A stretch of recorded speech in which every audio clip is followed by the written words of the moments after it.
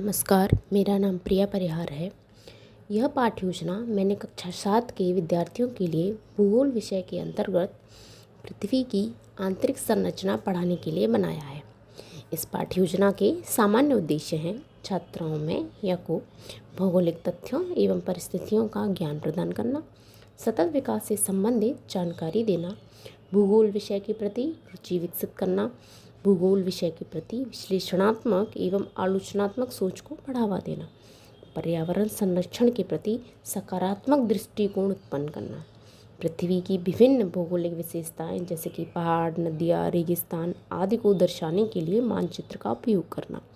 विशिष्ट उद्देश्य: छात्राएं स्थल मंडल की परिभाषा बता सकेंगी, क्रोड का दूसरा नाम लिख सकेंगी, लावा व मैग्मा में अंतर स्पष्ट कर सकेंगी, दुर्बलता मंडल से ज्वालामुखी उद्गार तक चट्टान के बहाव की प्रक्रिया का वर्णन कर सकेंगी। चित्र के माध्यम से स्थल मंडल व दुर्बलता मंडल की सतह को दर्शा सकेंगी। छात्राएं पूर्व ज्ञान रखती हैं। छात्राएं पृथ्वी की परतों, भूपर्पटी व मेंटल के बारे में विस्तार से पढ़ चुकी हैं। इस पाठ्य योजना में निम्न शिक्षण सामग्री का उपयोग किया गया है: पृथ्वी की परतें दर्शाता एक मॉडल, स्थल मंडल, दुर्बलता मंडल व ज्वालामुखी उद्गार दर्शाता एक मॉडल एवं अन्य सामान्य शिक्षण सहायक सामग्री। शिक्षण विधि: प्रश्नोत्तर, व्याख्यान व प्रदर्शन विधि।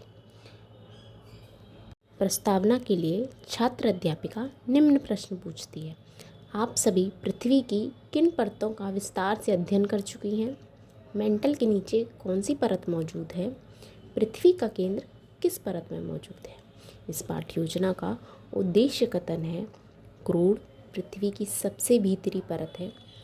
आज की कक्षा में हम क्रोड को विस्तार से अध्ययन करेंगे व कुछ नई अवधारणाओं पर भी चर्चा करेंगे। इस पाठ्य योजना का पहला शिक्षण बिंदु है स्थल मंडल।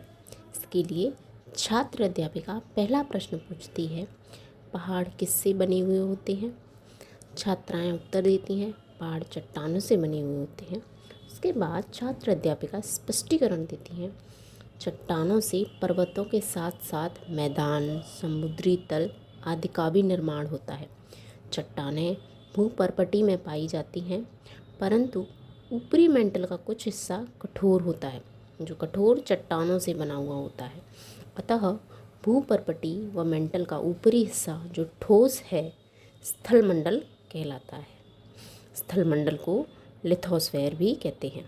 इसके बाद छात्र अध्यापिका पृथ्वी की परतें दर्शाते हुए TLM को लेकर प्रश्न पूछती हैं: भूपर्पटी की ओर इंगित करते हुए यह कौन सी परत है?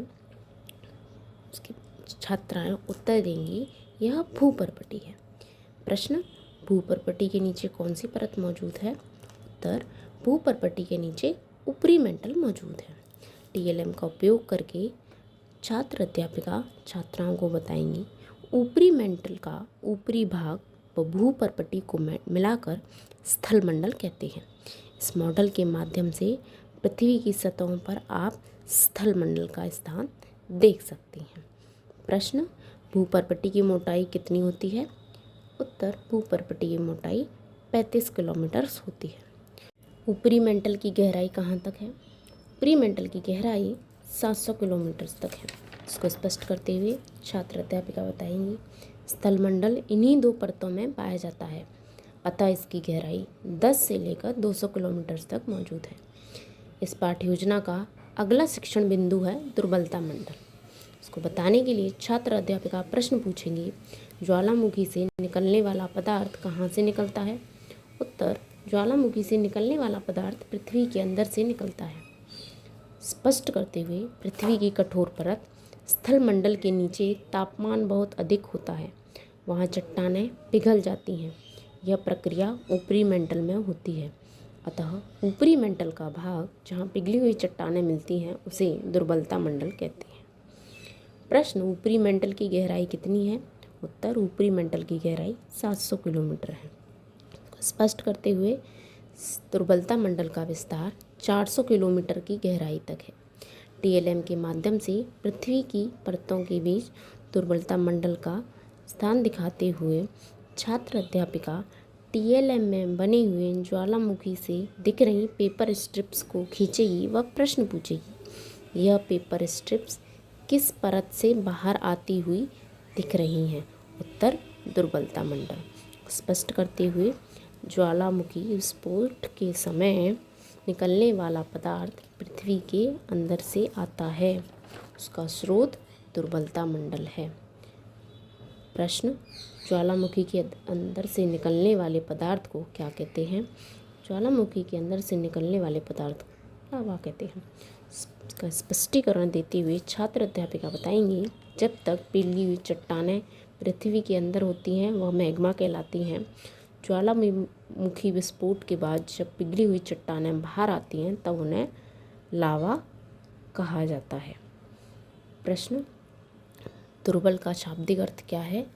छात्राएं उत्तर देंगी, दुर्बल का शाब्दिक अर्थ है कमज़ोर।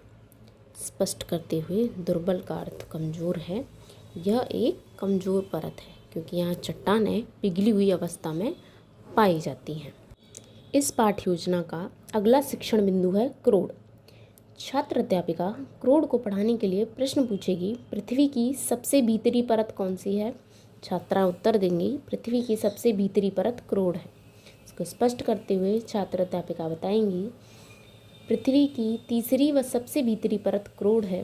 क्रोड़ 2900 किलोमीटर से शुरू होकर 6371 किलोमीटर तक मौजूद है। छात्र अध्यापिका पृथ्वी की परतें टीएलएम के माध्यम से प्रश्न पूछेगी। प्रश्न, क्रोड़ को कितने भागों में बांटा गया है? छात्राएं उत्तर देंगी, क्रोड़ को 2 भागों में बांटा गया है। इसको स्पष्ट करते हुए, क्रोड़ को 2 भागों में बांटा गया है, बाह्य क्रोड़ एवं आंतरिक क्रोड़। प्रश्न, पृथ्वी के केंद्र तक जाने के लिए कितनी दूरी तय करनी पड़ती है? पृथ्वी के केंद्र तक जाने के लिए 6371 किलोमीटर की दूरी तय करनी पड़ती है। उसको स्पष्ट करते हुए छात्र अध्यापिका छात्राओं को बताएगी, बाह्य क्रोड़ 5150 किलोमीटर तक पाया जाता है। बहुत अधिक तापमान होने के कारण वह द्रव्य अवस्था में मौजूद है। आंतरिक क्रोड़ 6371 किलोमीटर तक मौजूद है। आंतरिक क्रोड़ का तापमान भी बहुत अधिक होता है, लगभग 5000 डिग्री सेल्सियस, लेकिन अधिक दबाव के कारण यह कठोर अवस्था में मौजूद है। इसको और स्पष्ट करने के लिए छात्र अध्यापिका एक और प्रश्न पूछती है, एक स्पंज को दबाया जाए तो उस पर क्या फ़र्क पड़ेगा? उत्तर, स्पंज को दबाने से वह सिकुड़ जाएगा। इसको स्पष्ट करते हुए छात्र अध्यापिका बताइए, इसी प्रकार आंतरिक क्रोड़ पर भी अत्यधिक दबाव है और वह कठोर अवस्था में पाया जाता है। प्रश्न, भूपर्पटी में कौन से 2 पदार्थ अधिकता में पाए जाते हैं? उत्तर, भूपर्पटी में सिलिका और एल्यूमिनियम अधिकता में पाए जाते हैं। इसको स्पष्ट करते हुए छात्र अध्यापिका बताएंगी, जिस प्रकार भूपर्पटी में सियाल व मेंटल में सीमा पाए जाते हैं, उसी प्रकार क्रोड़ में निकिल व लोहा अधिकता में पाया जाता है, इसीलिए इसे निफे कहा जाता है। शिक्षण बिंदु की समाप्ति के बाद छात्र अध्यापिका सारांशीकरण देते हुए बोलेगी, आज की कक्षा में हमने स्थल मंडल, दुर्बलता मंडल व क्रोड़ के बारे में पढ़ा और यह भी जाना कि लावा का स्रोत दुर्बलता मंडल होता है। क्रोड़ के दोनों भाग बाह्य क्रोड़ व आंतरिक क्रोड़ की अवस्था को समझा और आखिर में जाना कि क्रोड़ को निफे कहते हैं। इस पाठ्य योजना के अंतर्गत मूल्यांकन प्रश्न है, स्थल मंडल की परिभाषा दीजिए, दुर्बलता मंडल किसे कहते हैं, क्रोड़ को और किस नाम से जाना जाता है, लावा मैग्मा से किस प्रकार अलग है, ज्वालामुखी का मैग्मा किस परत से मिलता है। इस पाठ्य योजना का गृह कार्य है स्थल मंडल व दुर्बलता मंडल को दर्शा